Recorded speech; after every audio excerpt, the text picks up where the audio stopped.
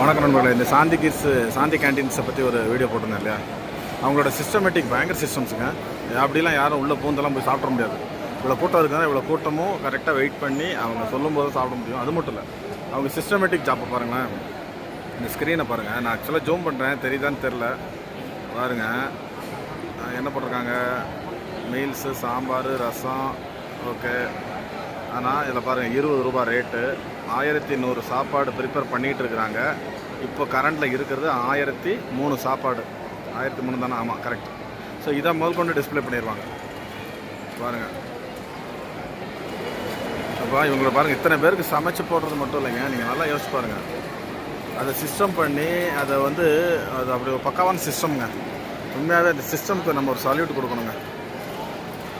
இந்த பாருங்கள் வந்துகிட்டே இருக்காங்க பாருங்கள் மக்கள்.